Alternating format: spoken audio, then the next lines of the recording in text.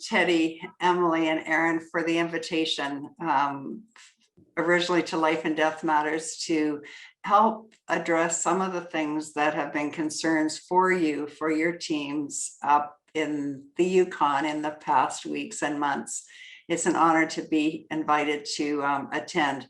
My name's Kath Murray. I'm founder of Life and Death Matters, and I'm a hospice palliative care nurse and educator and author of a few resources. When Teddy mentioned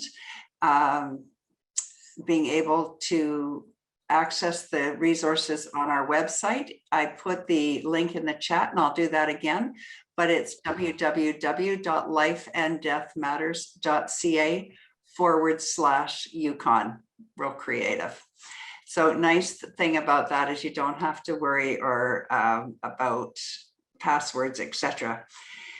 So this is being recorded. We will cut off the first few minutes of just getting to everybody into the room, but from now on it will be recorded. The recording will be available, as will a handout from each of the 2 sessions with highlights, some resources, and some questions or points for discussion. As Teddy mentioned, this is the second of 2 webinars. Michelle O'Rourke, a former emergency critical care nurse, who is also a hospice palliative care nurse and has also developed and taught courses on parish nursing and faith-based nursing, is an author and has co-authored a book with Eugene. And I don't want to say the wrong title here, Michelle or Eugene, Befriending Death. Embracing the End of Life, help for those who accompany the dying. Thank you.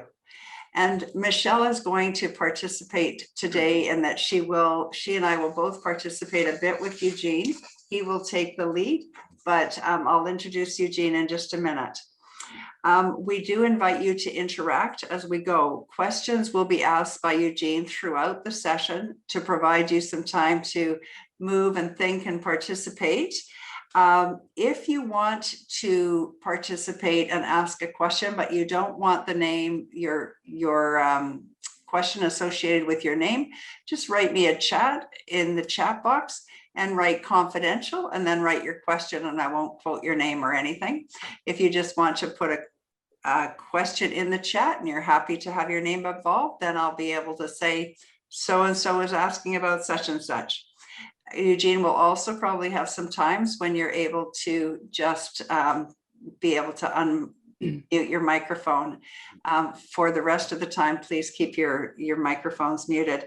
And during the chat times, if you could, to turn your cameras on, then Eugene won't feel like he's talking to a bunch of blackboards. I would like to acknowledge that I live and play and work on the unceded territories of the Wasanic people, part of the Coast Salish people.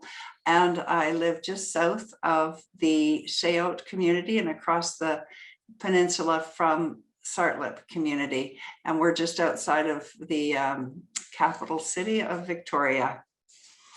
I think that's it. I want to introduce Eugene. I've known Eugene for many years, mostly just in passing. I think we did once a presentation together, or we were presenting at the same time in a workshop. But it's an honor to be able to work with Eugene. Eugene works in and lives in Ontario. He is an individual, marital, and family therapist, bereavement specialist, compassion fatigue educator, and a critical incident stress debriefing consultant. And he will be talking about all of those things as he goes today. He received his both bachelor's and master's degree from King's College at University of Western Ontario. He has been working with bereavement, trauma, hospice, palliative care, HIV/AIDS movement for the past 30 years. Past president of the Ontario Palliative Care Association and the Canadian Hospice Palliative Care Association.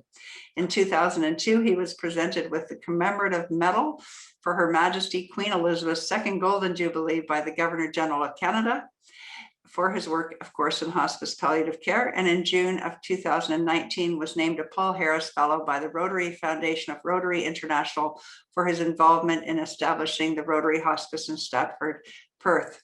He presently works as a psychosocial spiritual care clinician with the Huron Perth Palliative Care Outreach Team. He is the proud Pepe to Julia, Aurora, Dylan, and Oakland. And he is, I think, wanted all over the place for some of the work that he's going to be talking about today. So I am so glad, Eugene, that you were able to fit this in, and I turn the time over to you now. Thank you, Eugene.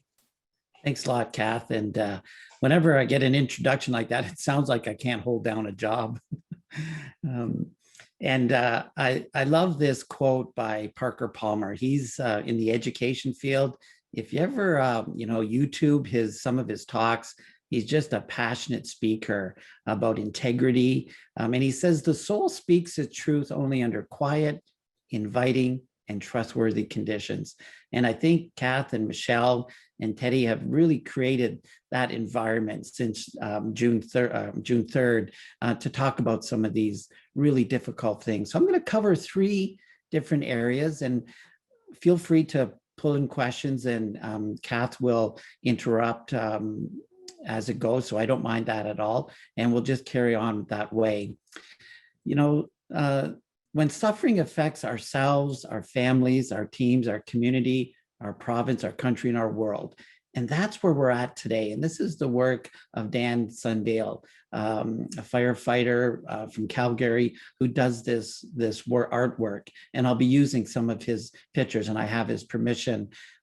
He said, as long as it's for the mental health of people, you go right ahead. So, I dedicate this talk to to our world, to our country and our provinces, especially as we dip into the painful situation that happened in Kamloops that is opening up so many doors that need to be opened up around that particular aspect.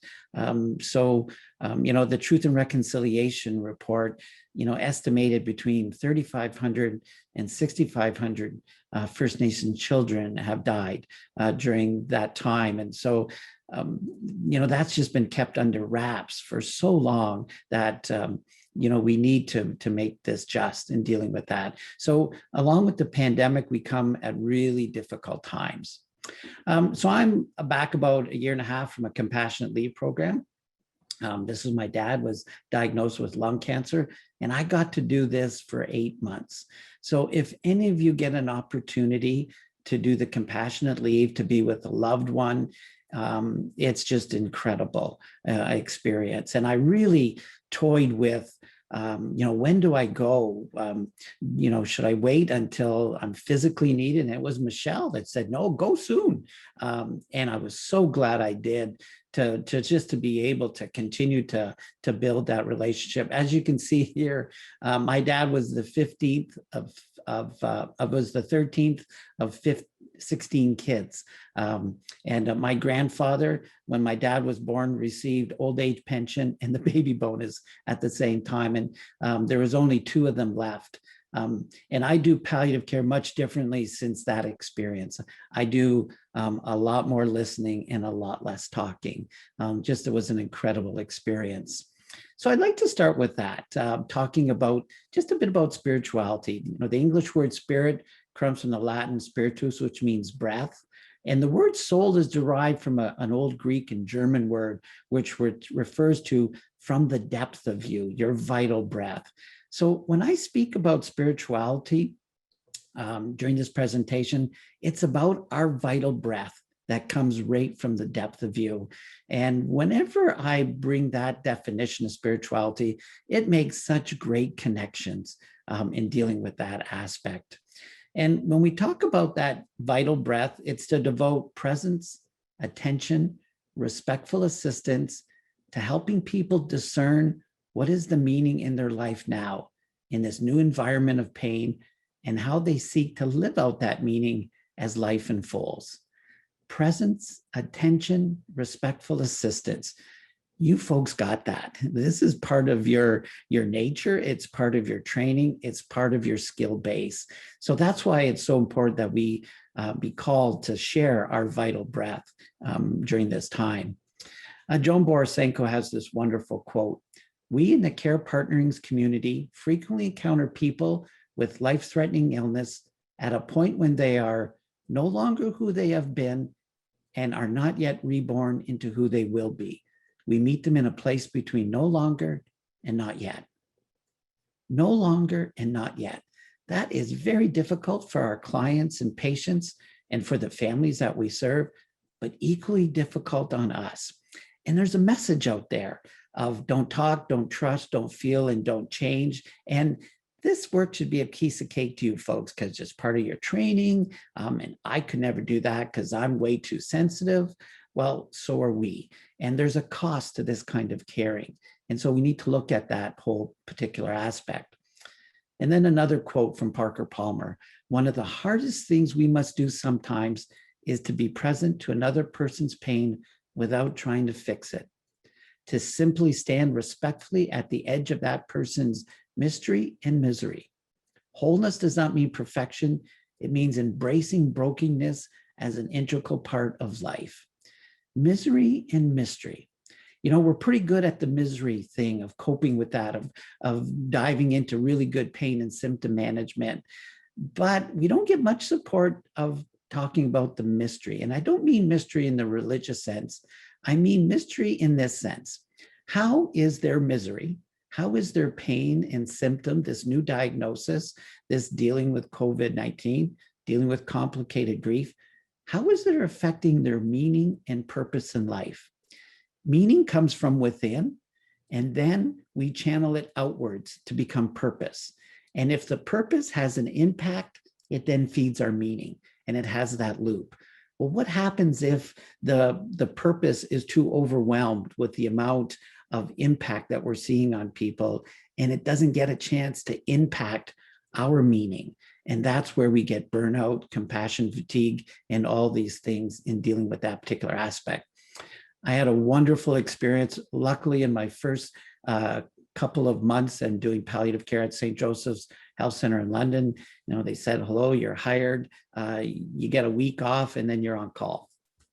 In my first week on call, I got called in 4 times to our cancer floor, all after midnight. It was the same nurse that was working midnights.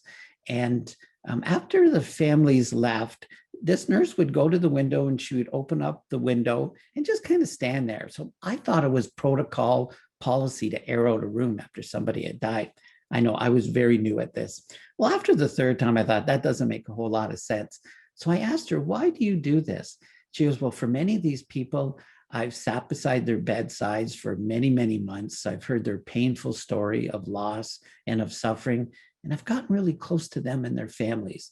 So what I do is I just open up the window, I take a deep breath and I let it out. And I'm thankful if I've been helpful in any way.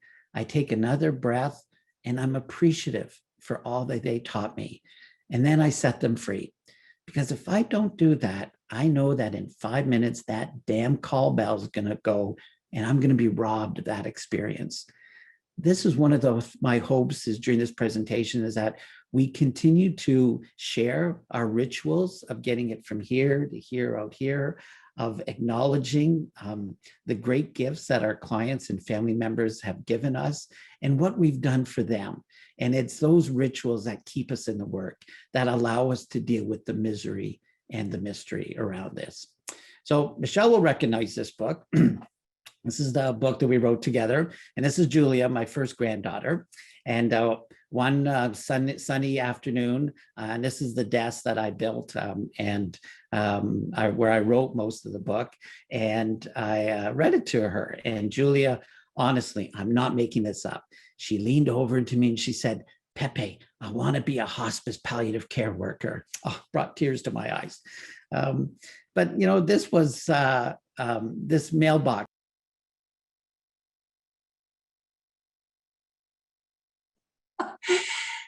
Eugene, I tried to let someone in, but somebody else had let them in. So instead I muted you. Okay. So now I'm sorry, I apologize. That's what happened. That's not a problem. Where did I get muted at? She had said that she wanted to be a hospice palliative care person. You were pretty touched. And then I think just after that, we lost you.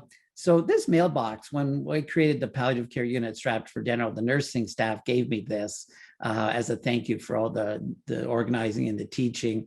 I never used it as a mailbox at home. I actually put it up outside my office. So it looked neat, this country mailbox. But how I used it is at the end of every day, I would open up the mailbox and I would put everybody, every family, every staff that I were working with in that mailbox. And then I wouldn't shut it, I would slam it shut, just to bring my awareness that, you know, my family needs me at home, I need me at home. And I promise that I'll pick you up in the mailbox on my way in. It's those little rituals that are really important in dealing with that particular aspect that are helpful in dealing with that. So today's workshop will visit trauma-informed care, creating a compassionate response to MAID, diffusing and debriefing in the hospice palliative care setting, and that's just generally coping with trauma. You know, it sounds like this is a mismatch of things, but there are some really connected themes here that I think are really helpful to kind of look at. So that trauma-informed care, you know, there's these 6 core principles. And the more we learn about it, the more helpful it's going to be for our clients and families, but also for ourselves. So our treatment needs to be based on resiliency and recovery, a belief that they can overcome this trauma. And it's all about not what's wrong with you, it's what happened to you and how important that is. Understanding trauma and stress. It's based around compassion and dependability. So whenever I book appointments, I work really hard not to change those, because often the people we walk with are just so focused on that 2 o'clock appointment, they've built up to it. And then if they get a call at 1:45 that I'm going to be a no-show, it can be devastating. Our care has to be around a culture of humility and responsiveness.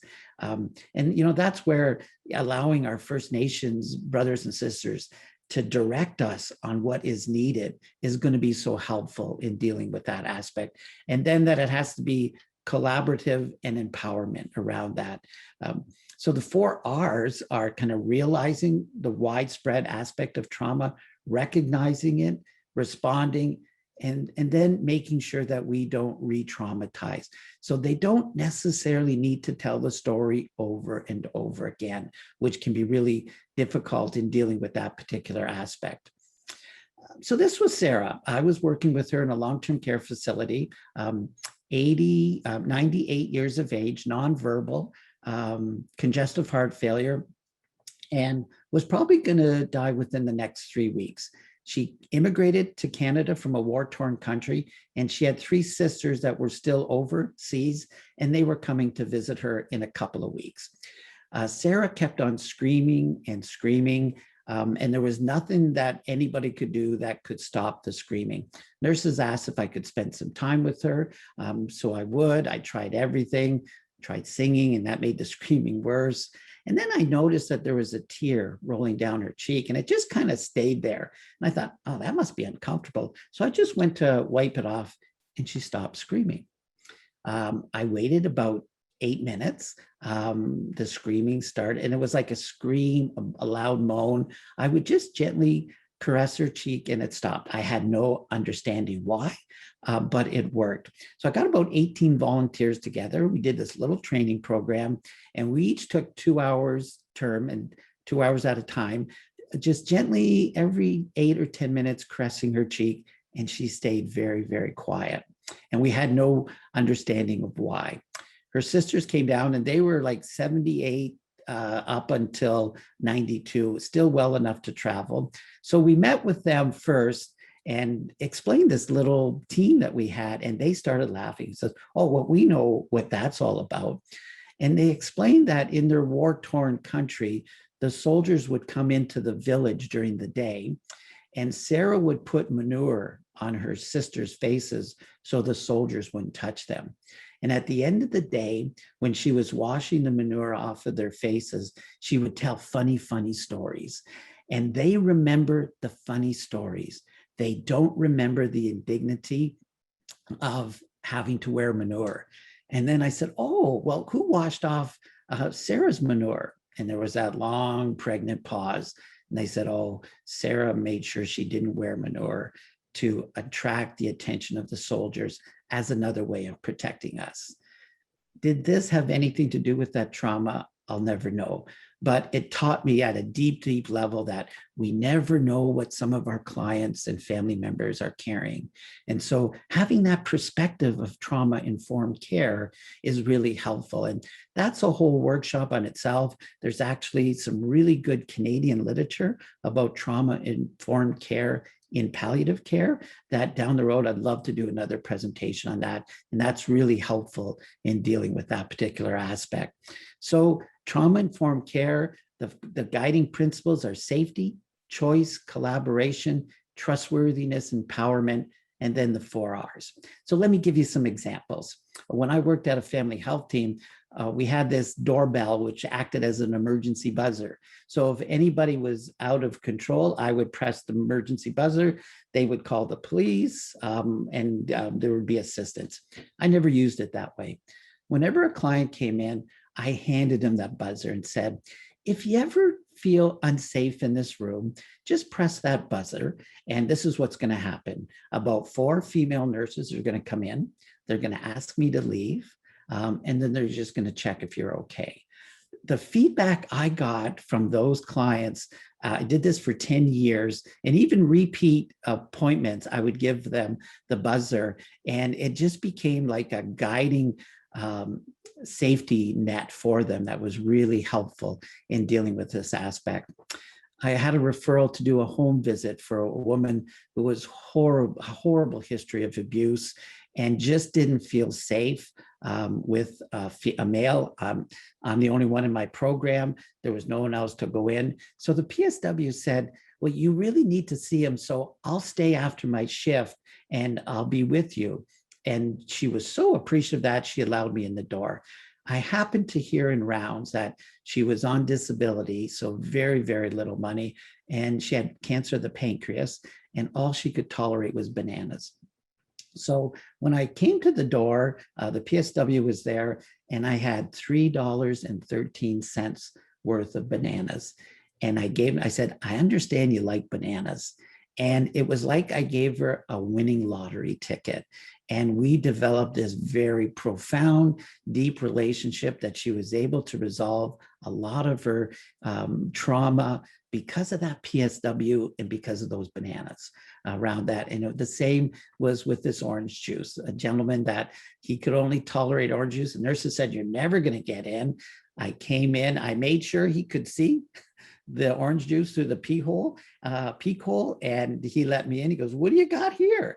Of course, I made sure I bought the most expensive orange juice, and he just loved it. So it's that kind of respect for the individuals. But the most powerful one was this chair. It was a blind woman who had cancer of the stomach, and she went to one of the blind schools and was horribly sexually abused from the age 7 to 17. And she would go home for the summers knowing in September she had to go to the same abuse. So when she told me she agreed to see me, she said, now it takes me a while to open my door, so just knock once and wait. And so I did. I waited a good 30 minutes and I thought, do I phone? Do I knock? She said, no, just knock once. And that's all I did. And so when I went in, I had a choice of 2 chairs. She was in a wheelchair. There was one that was fairly close to her, and there was that wooden chair about 8 feet away. It was during COVID time, so I think I chose the wood chair because of distance and safety. And what she said, after she told me this story, I said, why me? This male that's coming to your, why did you let me come into this apartment? And she said, well, I really trust my case manager and her assistant, and they've been trying to sell me you for about 6 months. So I trust them. Second, you listened to me. You waited for that 30 minutes. You listened to what I said. And third, I felt so safe that you chose a chair 8 feet away. So it's that kind of thing that I would have never guessed what trauma-informed care was. And the more we learn about it, the more helpful it can be in dealing with that aspect. Because what happens in trauma is the amygdala, that's the oldest part of the brain, gets hijacked. and it completely disables the higher cortex functioning. And so that's why we call it the amygdala hijack, that there's no way that we can control. It's the fight or flight or freeze that takes over from that aspect. So we know that it is just instinctual, and it's only through training that we can get out of the amygdala hijack that can make that really helpful. And these are just some of those responses that we see. So what I'm hoping to do is to take out a lot of the pictures and send this PowerPoint to whomever, and you folks can have it, because a lot of these slides you need to reflect on, and I'd be more than glad to share that, and we'll find a way of doing that. And I also got some of the highlights on a particular handout. Now, this is really important. I work with an organization that does debriefings across the world. So I went to 9/11 for 10 days shortly after the towers came down, and I had a real powerful experience. Every organization was there, had to have a debriefing. So after about 3 days of being there, they realized there was going to be no survivors. And the Ohio State dog team, the cadaver dog team, had just come back from China to an earthquake, and they were there. And after 3 days, they were going back. So I did the debriefing for them. So there was 8 of them with their dogs, and they came in. I said, before we start the debriefing, I just got to know, how do you guys cope with all this? And they said, well, we cope the same way our dogs do. And I said, well, how's that? They said, well, after about 2 hours, we put the dogs back in the van, and there's no windows in the van. And then we go back to the scene and we dig a hole. We move the rubble where we then get one of the firefighters or steel workers to go in that hole. And then we put a tarp that looks like rubble all over them. And then we put some smaller rubble on top. They're pretty uncomfortable, but they can still breathe. And then we set the dogs free. Because if the dogs don't experience success every 2 hours, they become despondent, they lose focus, and they become depressed. And I thought, wow, you spend that kind of attention to your dogs. What kind of attention do we need to? So I think our programs need to really focus on finding successes regularly so that we continue. We deal with so much pain and suffering and trauma and loss that we have to find the little successes. And the little successes could be, how do we support each other in doing that? And therefore, it allows us to be more present to people in dealing with that aspect. So this is what happens usually in a disaster. You have the pre-disaster. We find out that there's been an earthquake, and then all the people respond to it. And then you kind of hit a honeymoon period where you might have rescued a few people. And then there's the disillusionment, which triggers events. There's that kind of anniversary. And then we start to have the reconstruction. Well, this is what we're involved with now. We didn't have much of a warning. We heard about what was happening in China, and then eventually what was happening in Italy, and then bang, it was on our doorsteps. So we had that first wave, and then wave 2, and we really weren't out of wave 2 when wave 3 hit. So we never got a chance, and still haven't had a chance to do any of this honeymoon stuff, to do any of this heroic, this disillusionment stuff. We're still battling away as we end third wave. And unfortunately, you see, I've ended the line here because most people are saying we're probably going to have a fourth wave. So right now, I do some debriefings after shift for 2 ICUs in Toronto and 1 in London that have active COVID cases in their ICU. Many people still ventilated. And so at the end of the shift, it's a Zoom where they check in, and they've told me, don't you dare ask me about feelings, because I got another 12-hour shift, and we've got another 3 to 6 months of this, and then we'll crash. You can help us in 3 and 6 months, but don't get into the feelings right now. So this is one of the big concerns that I have about complicated grief for our caregivers and dealing with that aspect. Now, I've heard that the Yukon wasn't hit as hard, but you're still living in the same storm of wondering how it's going to hit us. Are we going to have the resources? So it's very much like holding your breath.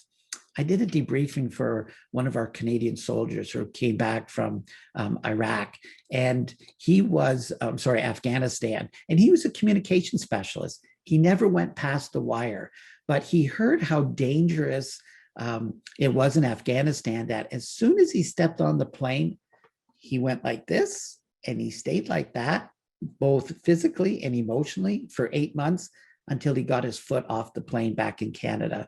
It was probably the worst case of PTSD I've ever seen because of being on high alert for 8 months.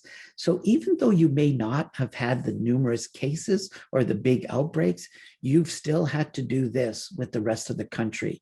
You've had the same impact as Toronto folks had in having to ship out 165 patients a week to areas that they had to find those ICU beds around that. So this has been a huge impact, and we haven't done start to do the healing yet around that aspect. This is a very powerful story because I think it normalizes what we're dealing with. I was asked to do debriefing for a fire department. It was a 2-vehicle accident. Somebody missed a stop sign, hit this car, threw it into the cornfield. And there was a 52-year-old mom and a 28-year-old woman who was her daughter. So they pulled the 28-year-old out of the car and had her here, and vital signs absent. So one of the firefighters who was just new to the force started doing CPR. So he undid her blouse and he saw a breast pad. So he looked in here and saw a car seat. He alerted his colleagues, there might be a baby on board. The mother woke up, the 52-year-old, and said, yes, she has an 8-month-old, but the 8-month-old's at home. And so they could relax and do the resuscitation. Air ambulance landed and got the mom to London. So I'm doing this debriefing. So there's the 40 firefighters and this guy's wife. And she says, I'm not leaving until you tell them what you're doing. And what he was doing is around 2 o'clock in the morning, he was driving out to the site outside the cornfield, so-called looking for the baby. And when I asked a few questions, I realized that he was a new dad himself. He had a 6-month at home. Otherwise, he wouldn't have had a clue what a breast pad was. And that's what, it was more of a crisis of how am I going to protect my family? How can I be there for my family when this unpredictable stuff, how can I deal with this kind of suffering around that aspect? So the fire chief immediately said, okay, get in the car. I'm going to take you to the hospital. I said, well, just hang on a minute. I said, is there anyone else that kind of works the same shift? Maybe you can meet at Tim Hortons around midnight, have a coffee, and then go out to the site. So there's 3 guys put up their hands. For the next 3 nights, that's what they did. They met 12 o'clock, had a coffee, then went out and just sat at the site. They never really went in searching. It was more of a metaphor that he needed to go there. The next 3 nights, it was 8 o'clock at night that what they meet at Tim Hortons, drive out to the scene. The next 3 nights, they just stayed at Tim Hortons. So they normalized that. So I ask you to reflect on what was the most difficult situation case that you've had. You don't have to talk about it, but I bet you the immediate memory of that's going to be there. And how long have we been storing that?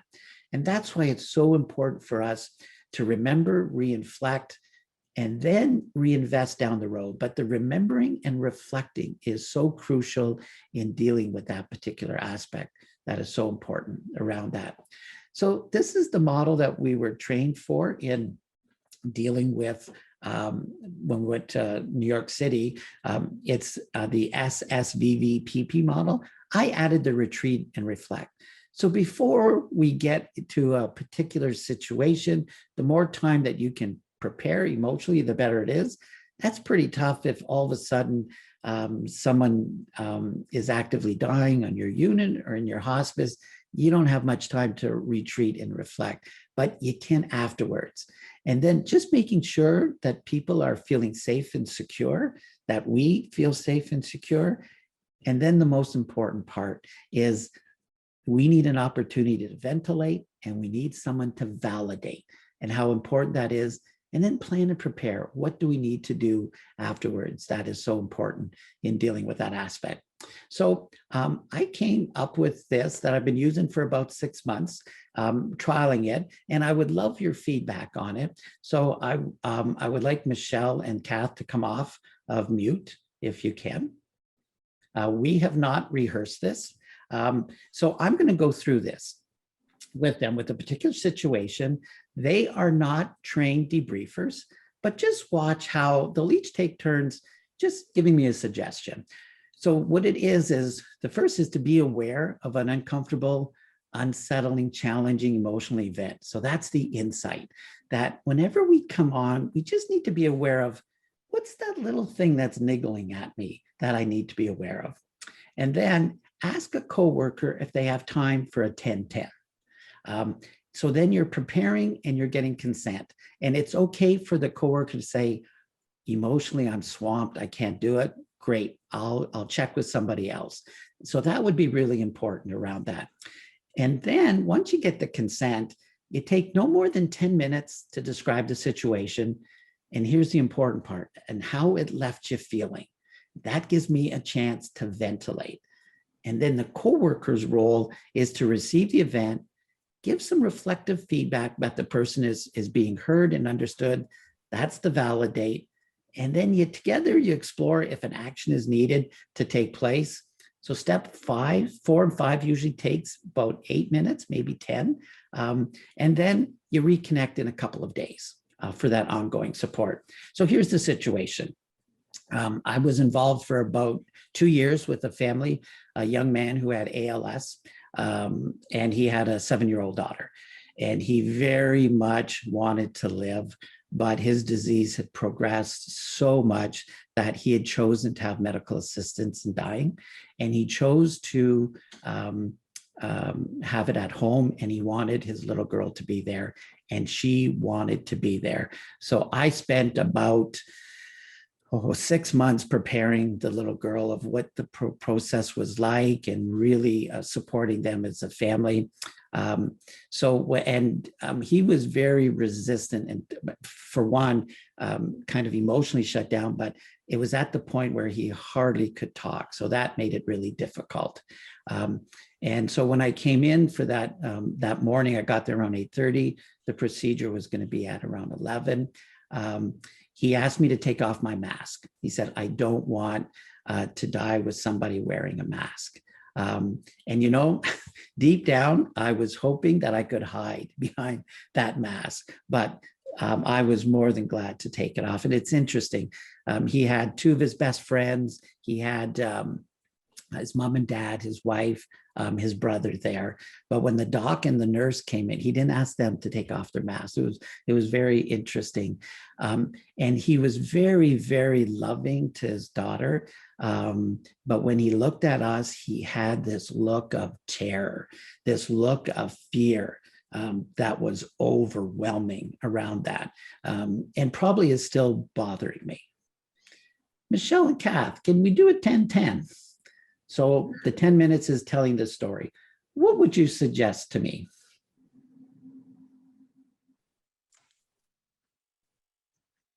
Is that, Eugene, regarding how you're still feeling about this fear? Still how I'm feeling. So Michelle, I'm still, I wake up in the morning, I still see that fear in his eyes. I wonder if I missed something. Could I have done something more in the last 6 months to better prepare? So how nice that Michelle's given you that 10 minutes and you've been able to talk. Yeah. And it sounds like, even with the talking and with all the time and with all the things that you do, that those eyes are still sitting with you. Now, notice at first there was a lot of silence.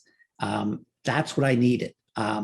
We can never underestimate, first of all, the power of their presence. And we can never underestimate that silence, that, wow, that this is overpowering. And we're just going to respect that. So already I'm feeling engaged. I'm feeling supported without them saying a word. Now, they both have 2 different styles. Michelle wanted to inquire a bit, and that gets me not stuck. I'm not stuck in the eyes. It was a question about, do you need it now, about what you're experiencing? And then Kath went exactly to the eyes. So you all will have gifts in this debriefing because of the work you do in the training. It's a matter of making a commitment. Because we're so busy, there's a message that should be a piece of cake, and it just doesn't work that way. What else would you suggest for me? I don't feel like I did enough in the last 6 months. You're saying this is part of the role play right now? Yes, That you yes, don't feel yeah. like you did enough to Correct. address that. So you guys can see that, you folks can see, we didn't rehearse this. I wanted it to be very spontaneous. Yes. So I'm still feeling that I must have missed something around that aspect. Eugene, do you feel guilty?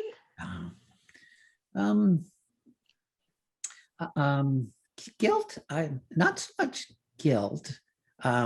Feeling really stuck. There was a lot of unresolved issues between the husband and the wife. She was a nurse herself, so she was very much in the nursing role and couldn't be in the wife role. So I just felt horrible for her. And I felt horrible that the focus was really on the little, and she really got missed. So there was that. But I feel that because he was so shut down emotionally, and he didn't want the ALS Society in, so he didn't learn any of the computer programs. So he was almost in a locked-in situation. So that was difficult. That must have been really difficult for you. Yeah. And, Yeah. you know, I think, again, just trying to validate what you're telling me and to listen without giving you answers. Yes, you're right, because there's no answers. When we did the debrief, I had asked somebody to do the leading of the debrief, and that fell through. So it fell on to me to do the debrief, which I didn't want to do. I needed to be a participant. And the doc and nurse, they felt that it was, they didn't see the fear because they were busy getting their stuff equipped, and they weren't there for that 2.5 hours. And then the doc said, well, that's a symptom of ALS, that emotionally they look a little vacant. And, you know, I stopped because I didn't think they would understand that. They were kind of minimizing. They didn't want to go down the road of the fear and the trauma of that fear. So, it was that vagueness, and I just felt shut down. So this way, you know, you're right, there's no answers, and I felt really supported. So what I would invite they were also behind a mask. Yes, and they weren't present for, and I had a relationship with this family for about 18 months, where they just did 2 assessments in dealing with that particular aspect.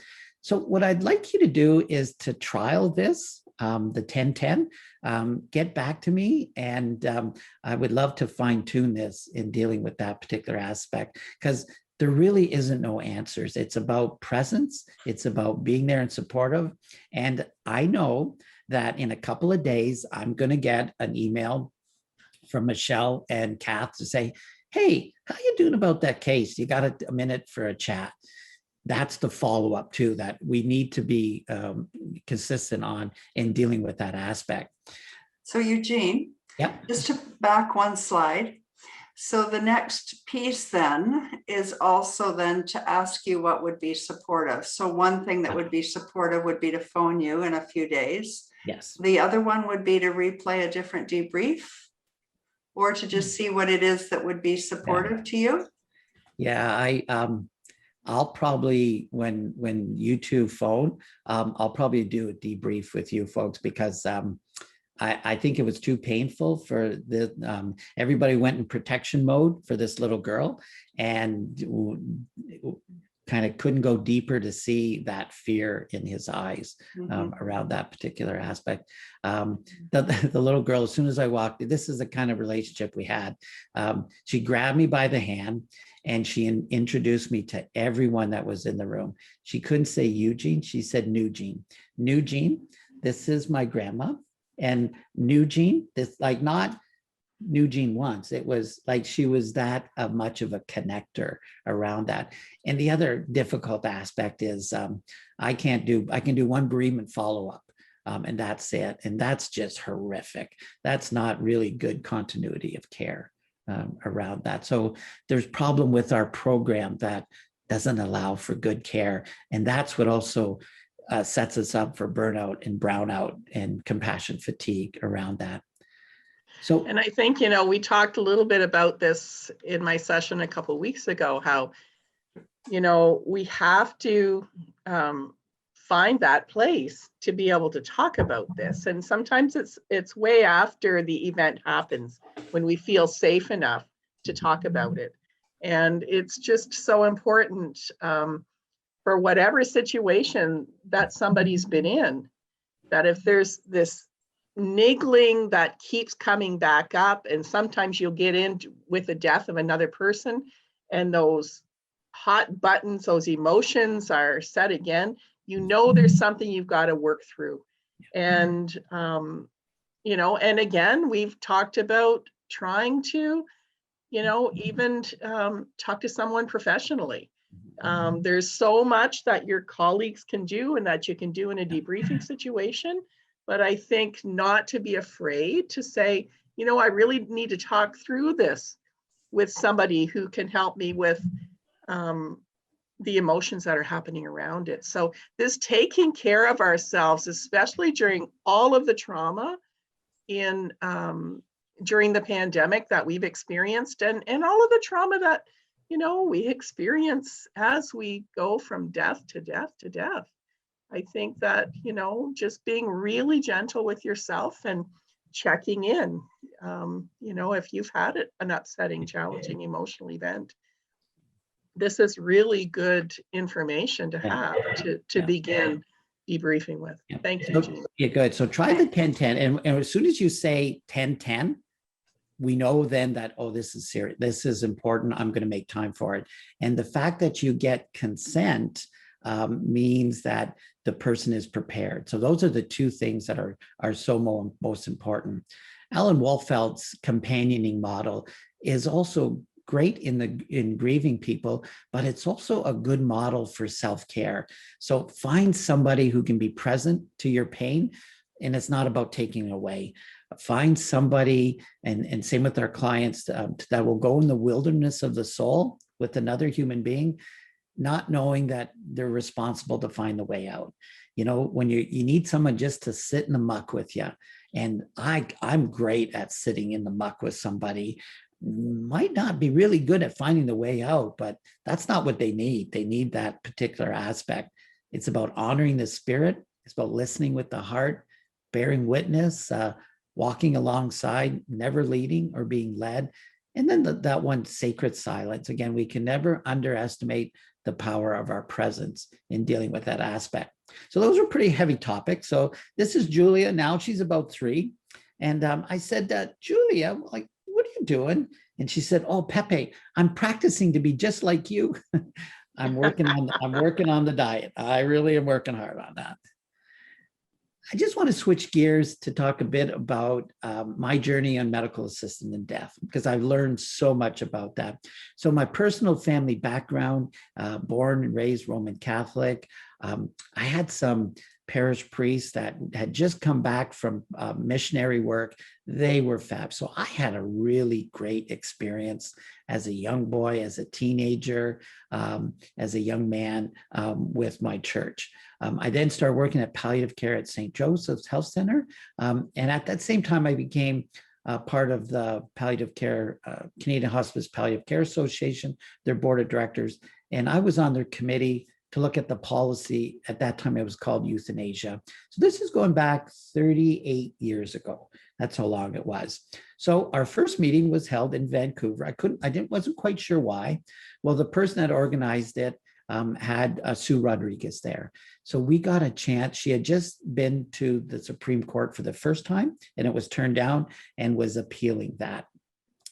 So we got to really listen to her story. And I remember having this value deep inside of me that I will never abandon my patients. So that's what was in my head around that. So I come back, I'm still on this committee. I'll tell you about Bob's story. So it was around 1990, a small town in Perth County. Bob and his partner, Carl, lived and worked in this town. Carl was HIV positive, very ill for 2 years, and died at home. And Bob was a fantastic support. 6 months later, Bob disclosed that he was HIV positive. Bob wanted to die in his own terms, but not alone. And he definitely did not want to die like Carl. Bob was a part-time farmer and very much a self-made botanist. So he knew what herbs and plants to put together, that if one of the calves were dying or one of the rabbits or chickens, he knew exactly what to make, and he knew exactly the amount to make to end his life. So he wanted to die at home, but not alone. And he asked me to be present, and I agreed. I had him assessed by his family doctor, a psychologist. I had the local OPP involved. So when death happened, there would be he was deemed competent. And I kept on encouraging Bob, man, you've got lots of time. You are in really good health. You are doing well. I would visit him Friday at 3:00 every Friday. He would call if he wanted another visit during the week. The plan was I would knock once and walk in. I walked in that Friday afternoon, and I found that he had died in his recliner chair alone. I had completely missed it. He had written me a very beautiful letter, thanking me for all I did for him and for Carl, but he couldn't wait for me to get on board. That's when I realized that the unconscious bias that I had, that I thought I had really listened to Sue Rodriguez's message, but it was in the head. It hadn't transferred down. And I love this quote by Pema Chodron. The truth you believe and cling to made me unavailable to hear anything new around that particular aspect. So now this is a whole workshop in itself to review, to reflect and evaluate our core beliefs, our core values, and our belief systems, so we can get to our unconscious biases about any particular issue around dealing with that aspect. So this was my first medical assistance in dying.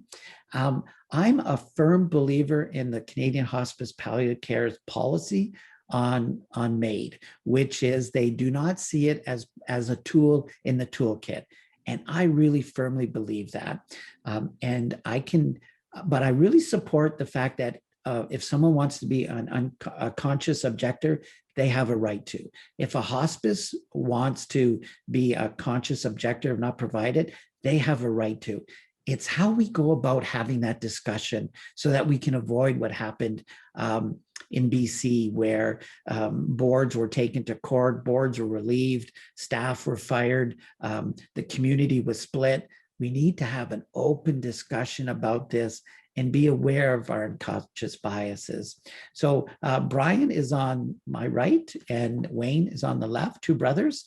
I got to know them 25 years ago when their mother was dying in our palliative care unit. Wayne was estranged from his mom, and shortly after his death, he went to China to teach English as a second language and never came back. He was diagnosed with lung cancer and came home to die, and he had chose medical assistance in dying and was having it at his brother's house, and they wanted me to be present. This was also my first virtual death because his wife was still in China. So they had arranged a FaceTime, but it was not organized or planned. Brian was holding the iPad, and he couldn't be present for his dad because he was worried about his brother's wife. So I said, here, let me have the iPad. And I didn't this is China. When I call my kids a half hour away, the call gets dropped 3 or 4 times.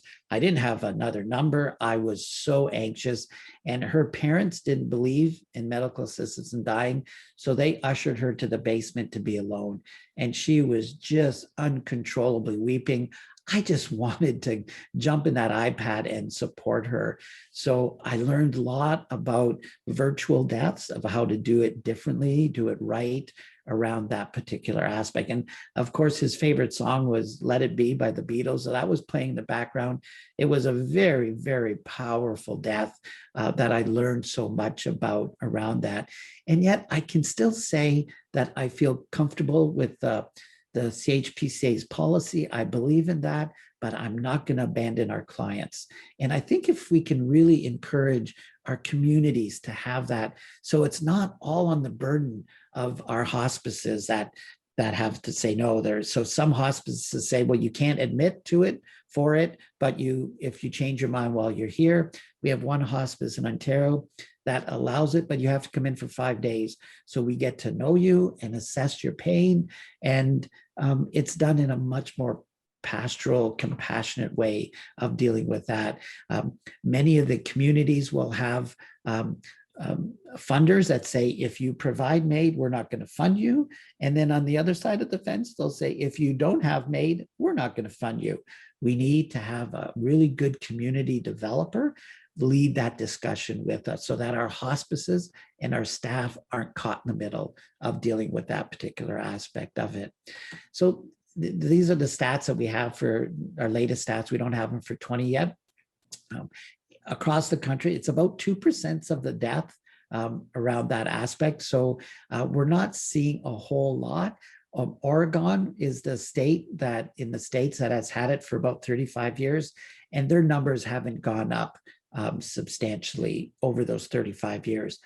But their hospice palliative programs have. And I think that's encouraging around that. So that these are the numbers that we'll see. So it'll be interesting to see in 20 where the numbers are at. Now, this isn't a very important slide. So one of the questions that they ask is the nature of their suffering for people that have applied. So that loss of ability to engage in meaningful life activities, I expected that, about 82%. Loss of ability to perform daily living, 78%.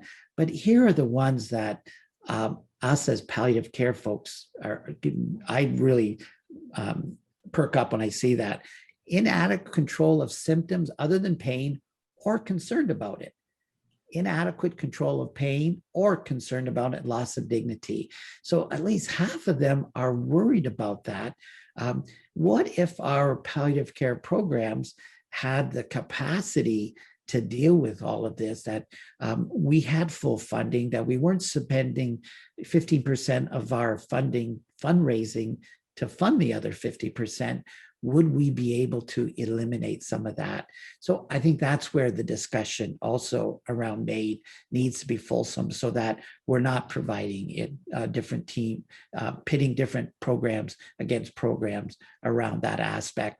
So I just encourage you to find somebody to lead that, to say, to be able to have a community discussion around that. And I love this by Frank Ostiewski, a Buddhist practitioner in San Francisco. And he has the 5 invitations, of kind of orientations towards pretty well kind of any particular topic. 1, don't wait. 2, welcome everything, push away nothing. 3, bring your whole self to the experience. 4, find a place of rest in the middle of things, And 5, cultivate don't know mind. I think this is a great model for just having that discussion around medical assistance in dying. So I'll keep on going, but if you have any comments that you wanted to talk about MAID, send them to Kath. And Michelle, feel free to jump in about this discussion. So, go ahead, Kath. First, there is one question, but I just want to acknowledge I think sometimes it's just nice to get some feedback in the midst of your preparation. It's just wonderful to have you here and to have you share, to have you in a situation where we know that you too have struggled with things, where we know that you too have struggled with, on the one hand, thinking in an ideal world, I'd believe this, but another thing that I really value is not abandoning people. I appreciate just the multitude of different things you've been able to pull together. Yeah. So since MAID started, I've been present for 45. So people would say, I really want you there for my family. How do you feel about that? Absolutely. So, and I would say the most of them death would have happened within a couple of weeks, and done very caring and compassionately. Most are at home. A few were at the hospital, but since COVID, they're not at hospitals. We've had a few that didn't want to have it done at home or a hospital, and they chose the funeral home because they have most of them have beautiful rooms. And these were not the funeral homes that they were going to be serviced at. It was totally different at free of charge. So that was incredible. Wow. Around that particular aspect. But you're right, Kath. It's and I just would hate to see communities pitted against communities, hospice pitted against other programs and funders. And if we could have a really good model of dealing with that, that could be that helpful. Michelle? Yeah, Eugene, somebody's just asked a question. What does it mean by cultivate a don't know mind? Frank says that. Yeah, that I don't have the answers, and I don't need to have the answers. So I feel really comfortable when someone asks me a question. Gee, that's a really good question. I used to say, what do you think? And they'd call me on that. No, I'm asking you. So now I say, that's a really good question. I haven't given that much thought. I really don't know how I feel about that. What do you think? I'll get more answers that way if I don't admit that I don't know, because they'll say, oh, you psychology folk, you're always trying to pull it out of me. And I really want to know what you're thinking around that. So that's what that cultivate don't mind, because often people think because we're professional, we should have all the answers around that aspect. So, and the other question is, what is brownout? When you mentioned burnout and brownout. I'm glad you mentioned that. So in the electrical grid, let's say in Ontario, in a real hot, humid week, they don't have enough electricity. So instead of saying, Mississauga, you're not having electricity for 24 hours, what they do is they reduce everybody's power to about 80%. So you'll notice the lights dim a bit. But what they don't tell us is that is extremely hard on all of our appliances and our computers. The motherboards need that 100% power. When they reduce it, it causes a brownout around that, and that is worse. So when we compare that emotionally, that we're running on 80%, that can be just as damaging as a blackout. Or a burnout is that brownout. I often compare it to a low-grade temperature or a low-grade headache that's just there bugging you, and then eventually it kind of jumps out and bites you in the butt. Boy, that was a number of slides ago. I'm impressed. Yeah, I love this slide. Again, it's one of Dan's pictures, and often when I'm with my kids, especially one-on-one, they'll often say, Dad, doesn't feel like we're alone in this room.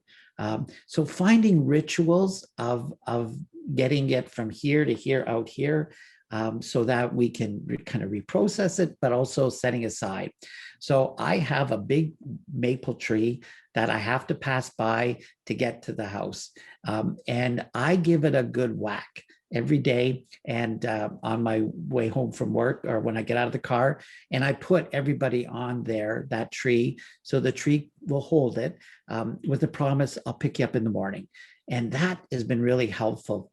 When I was grounded for the first wave, I thought, oh man, here in county is fairly rural, so sometimes it's an hour drive between appointments. I thought, I'm going to see so many people virtually. And I ended up at 7 o'clock at night. I haven't done any charting. And I was just getting downright grumpy. So what I did is I put the timer on the stove so that I physically had to get up and shut it off, instead of having it on my phone that was beside me. And that was the end of my day. And then I found out I was missing out on that ritual. So now at 5 o'clock, when that clock goes off at the stove, I go out and give that tree a good whack. So a couple of weeks ago, I had a neighbor come over and said, I'm really worried about you. I think you're losing it. You're like clockwork. You're coming out and whacking this tree. And once I explained the ritual, he got that. So I had Julia for the weekend. And then I sent her home to her mom. And so Monday morning, she's making her a toast. And she goes, Julia, what would you like on your toast? And she said, Smarties. She goes, you can't have Smarties on a toast. And she goes, well, you better get me back to Pepe's. I'm a French background, so I'm a Pepe. So that's where that comes from. So then she said, no, you can't. You just have to, or we're going to give you peanut butter and jam. And then Brittany stopped and said, Julia, I'm just curious. How did Pepe keep those Smarties on the toast? And she goes, Nutella. I got double busted. So here's my rationale. It's only once a month. As long as you use whole wheat bread, and as long as she says her prayers, we're good to go. Here's another ritual that legacy work that I've got 30 jars of stones, and I give them to clients. And I say to them, put all your love, affection, and wisdom in the stones. And when you're ready, give the stones to people and tell them what they mean to you, what the person means to you. And this simple little ritual has been so helpful. I get so much feedback that a stone that they carry in their pockets, it's there all the time, and how helpful that is in dealing with that particular aspect. So throughout the presentation, I will include these kind of rituals around that. I'm just going to go quickly through some stuff so that you have it, because I want you to have a lot of this information. Joan Halifax has this wonderful thing on grace. That's really important. That's a really good tool about gathering our attention, recalling intention so that I'm leading from the heart, attuning to the other person and to myself so that I'm in a good space. Consider what will be the service, like using wisdom and knowledge, and engaging and ending. So if even you Google that, she's got a whole book on this. It's just very, very powerful in dealing with this aspect. Catherine Mannix is a palliative care physician in the UK, and she has the 5 things I've observed at bed. I highlight the one that's really important. Most people's last breath is an out breath. It usually happens while they're deeply unconscious. Those last words, death scenes in TV and cinema are very unlikely. Don't wait for the last moment if you have something important to say.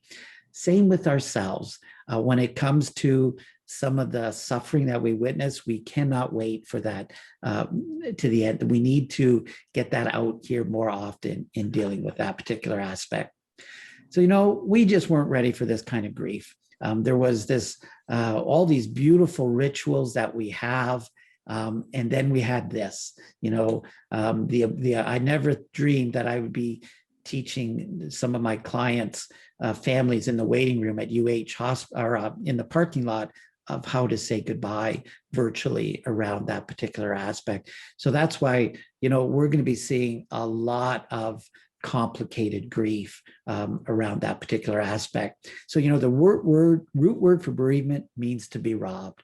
So they were robbed of those deathbed rituals, the complicated final goodbyes, restricted funerals and visitations, difficult ICU deaths, difficult long-term care and retirement home deaths, and just the grief overload that we need to be aware of in dealing with that particular aspect.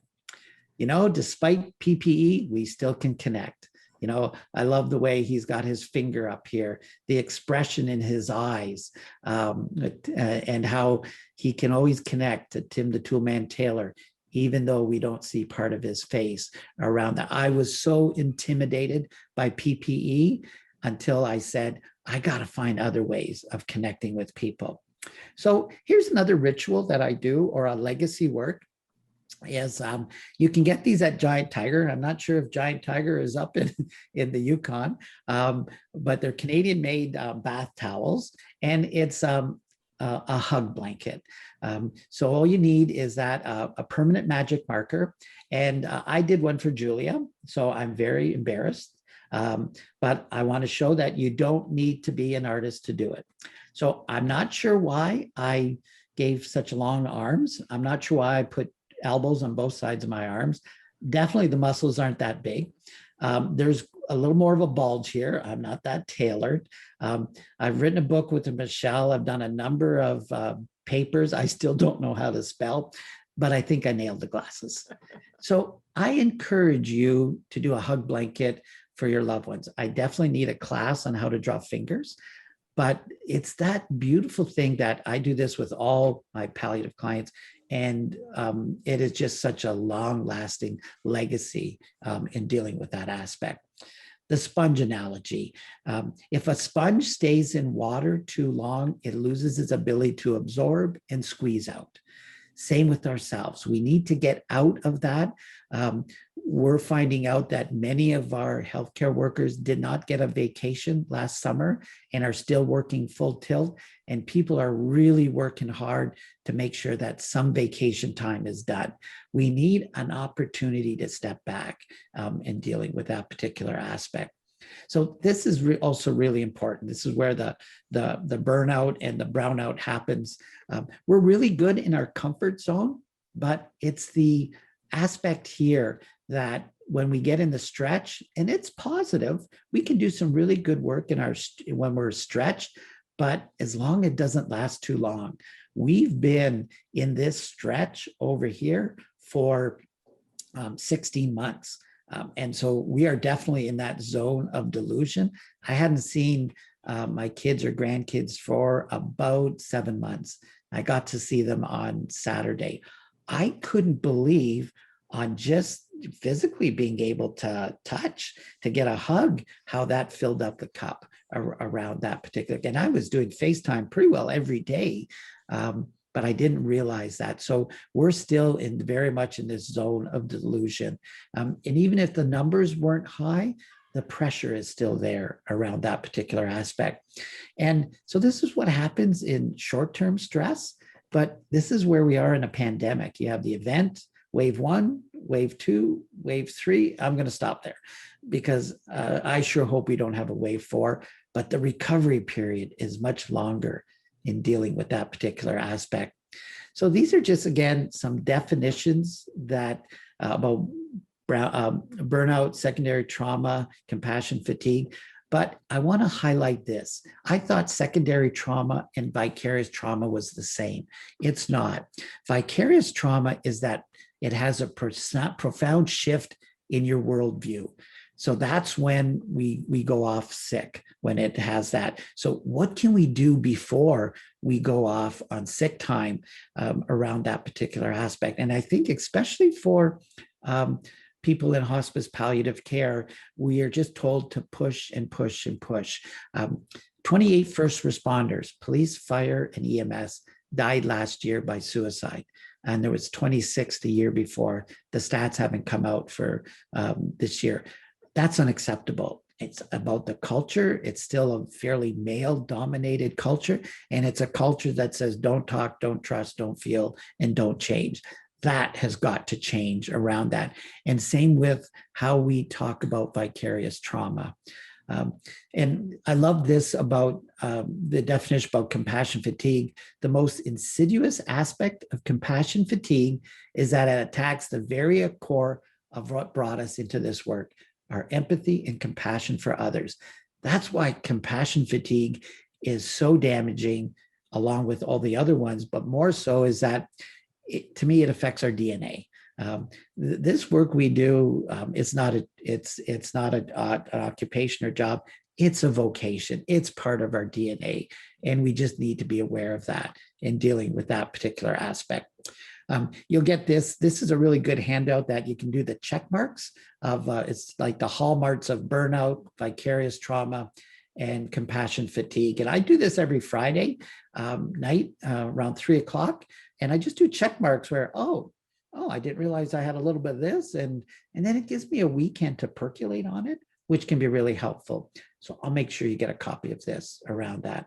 So this is, again, the attitude that we have about the suck it in, don't talk, don't trust, don't feel, don't change around that particular aspect. I'm going to go quickly through this because it's important about routine stress and traumatic stress. So routine stress is at 0 to 6 and traumatic is 7 to 10. We all have a coping container, and some of ours are large, medium, or small, but we all have one, and we all have a limit of stress. Well, traumatic stress is rooted to the bottom, and it kind of just stays there and percolates. It's too intense to handle, and often we're not giving the debriefing or the tools or that aspect that make that really difficult. So we compartmental it for long-term storage, and it does not heal. It remains painful around that aspect. So if I hadn't set up some EAP stuff around that was really difficult, it would be percolating there around that. Routine stress, with enough time, it can evaporate and works its way out. But too much routine stress leads to spillover, loss of containment, feeling overwhelmed, and then it feels like traumatic stress. And that's when also we go off on sick leave. So what can we do before that happens in dealing with that aspect? So you can boost capacity. I can go out and whack the tree more often. I can do 3 walks a day, which I feel really helpful. I can speed up offloading, which again is really important around that aspect, or getting that professional help. So I've been very fortunate. I've always had an EAP program. For the last 17 years, I've had the same person twice a year, whether I need it or not. It's already pre-booked.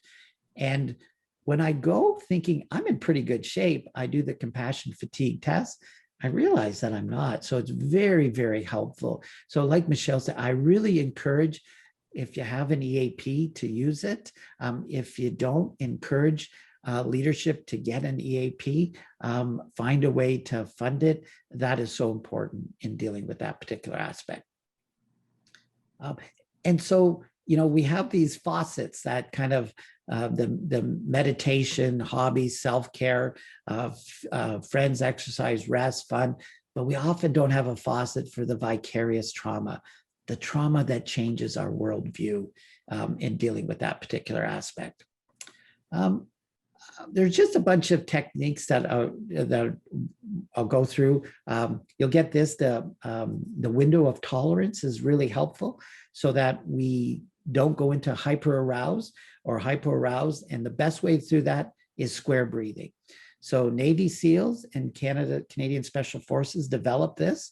So when they do their crazy shoot 'em up rescue, they're doing square breathing. And what it does is it re-triggers, it reboots the brain so you don't go into fight or flight. So this is a very important technique around that particular aspect.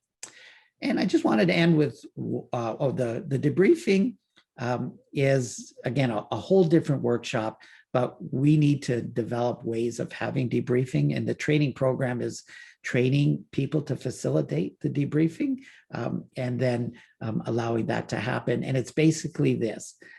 What was the most powerful aspect of working with the individual or family was, and it left me feeling. Our debriefing's got to get past just the story, but also to how we're feeling and how important that is in dealing with that aspect. So one last story, and then we'll open it up to questions. So I went to Canuck Place Children's Hospice to work there for a while. And part of my job was to go to golf tournaments. I went to 77 golf tournaments that one summer. I don't play golf. I was so tired of steak dinners. It was unbelievable. But I went to one, and this guy came up to me, and I recognized him right away, a very famous Canadian Football League player, spent his whole career with the BC Lions. He said I could share the story, but I can't say his name. So I'm going to make sure it doesn't slip out. He gave me his card. He said, if there's anything I can do for the hospice, let me know. I said, okay. So I went back to the office. I put the card in my desk. And 2 weeks later, we had a young boy, 14 years of age, come with end-stage stomach cancer. He needed to take 2 ferries and a plane ride to get to Vancouver. That's how remote he was.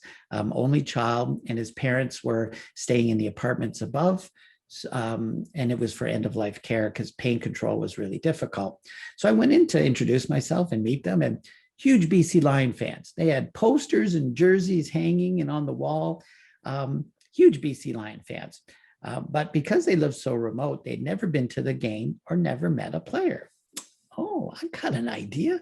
So I didn't tell them, called the guy up and said, hey, we got this 14-year-old boy, end-stage stomach cancer, huge fan of you guys. When can he come? And there was that long pregnant pause. And he said, well, like I was thinking of running a golf tournament. I don't think I can talk to a child that's dying. So I promised him, I said, just come and talk about football. You've won 2 Grey Cups. Just come and talk about football. And I promise that if it gets uncomfortable, I'll get you out of there. So he reluctantly agreed, teed up a time to meet him in the parking lot. Didn't tell the mom and dad or the little boy. So the time comes, I go out, he pulls in the parking lot, he gets out of his car empty-handed. He had no autographed jersey or autographed football, empty-handed. So I thought, I bring him into the room. Of course, they recognize him right away. And the little kid is bouncing off the bed. So they talked about football for a couple of hours and talked about his, the Grey Cup that he won twice. And all of a sudden the little boy, and he had never said this, he said, the difficulty with dying, he had never said that word. The difficulty with dying is that I'll never be able to play football. Everybody's eyes drop to the ground. I'm about to yank the football player out. And what does he do? He slips off his Grey Cup ring and he gives it to the little boy. And he says, I want you to squeeze this ring. Whenever you feel that the pain is so hard, you squeeze that ring as hard as you can. And when you get scared, squeeze it even harder. And when you're done with it, just get it to your mom and dad and they'll get it back to me. We all have Grey Cup rings. Some of them are bright and shiny in full display. And some of them are bumped and bruised in bottom of pockets or purse or drawers, but we all have Grey Cup rings. And you folks slip off your Grey Cup ring many times a day. You're slipping that ring off to provide that excellent and compassionate care. And as long as we're aware that there's a cost to that, that's what's going to allow us to stay in this work. That commitment to debriefing, that commitment to getting it from here to here, out here, of providing that support, the commitment of your own little rituals of opening windows and slapping trees, that's what's going to allow us to stay and continue to provide that compassionate care. I've talked too much and I'll turn it over to questions, comments, reflections. Eugene, thank you so much. You have been, you and Michelle have been so inspiring, so full of ideas. I would like to keep the recording going for a few more minutes. We had thought what we would do is end at 2:30, which is in 2 minutes. And then Eugene has offered to be available if there's any other questions. So let's just, if you've got a question, you're welcome to just put it in the chat. I'm going to make an executive decision, if that's okay, Teddy, that we will just have Eugene carry on for another 10 minutes if there's any questions. Is that okay, Teddy? Wonderful. Thank you, Okay. Kath. And thank you so much, Eugene, for sharing all your knowledge with us. Your presentation was absolutely incredible and very informative. So thank you so much. And thank you, Michelle, for your presentation on June 3rd. I learned everything from Michelle. Yeah, I know.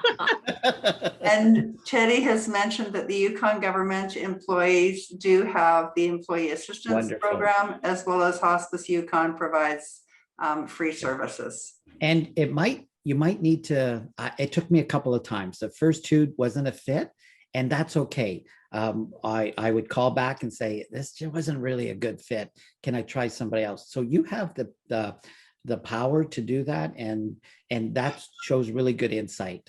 Just because they assign somebody might not be a fit. So feel free to advocate for yourself. Mm-hmm. And I think one of the things that, just while we're waiting for some questions, that we talked about the last time is this whole, and Eugene, you talked about it, how Friday afternoons at 3 o'clock, you check that list. Like if we don't check in with ourselves, if we don't do some kind of a self-reflective practice, if we don't stop and just say to ourselves every once in a while, how am I doing? We're just going to keep going and going and going, and we won't do the things we need or get the help we need to stay healthy. And because this pandemic has gone on for so long, we're really stuck in this place of not having any break from it and not having any reserve. And so just be really, really careful and check in with yourself often. The comment I get about our book is, oh, those reflective questions at the end of every chapter are fabulous. We are a people that need to reflect. And so that is so important in dealing with that. Is there anybody who wants to just take themselves off the off mute and just speak for a minute or share just a few thoughts with Eugene, either question or just to express gratitude for being here, or that yes, this has meaning to us? Eugene, do you want to stop sharing your slide? Sure. That's a lovely quote, though. Yeah. But it just gives us an opportunity to see people a bit better. I'll do that. There we go. Yeah. So I think, based on the things that I have heard in preparation for today, Eugene, I think you nailed it. And I think that there's lots of people just thinking. Good. And that's often what happens. And I'd love to just end with one last story. It was at this long-term care facility. It was the Friday before Mother's Day. This nursing home had a really smart activities director that any new admission, she asked a bunch of questions, but one of the questions was, are you a bereaved parent? Did you experience the death of a child? So I went through all the charts and I had 12 women that were cognitively able to participate in a group Friday before Mother's Day. I wasn't going to have it longer than 45 minutes. I didn't want to tire them out. So 12 showed up. Out of the 12, one died from a car accident, one child died from cancer, and one from a farm accident. The rest died from pneumonia. The average age of this group was about 94. So if they had pneumonia, they didn't have antibiotics back then. And so after this, they went for 2.5 hours telling stories about their children. And there was that pregnant pause, and I was about to end it. And the lady that was the oldest, 96, she said, "It's been 70 years since I talked about my daughter. This is going to be the best Mother's Day ever." We just don't only grieve in the present moment, we grieve in the past, in the future. And I think same with our experiences in doing hospice palliative care. We're not always in the present moment. We're in the past of those people that have touched our lives or that we've touched theirs, and same with the future. So that's why having this robust self-care program, and my hats go off to your leadership team for providing this, so that, again, we can get it from here to here, out here, reprocess it, and just be available to ourselves, our clients, their families, and our families. Eugene, thank you. Michelle, thank you so much.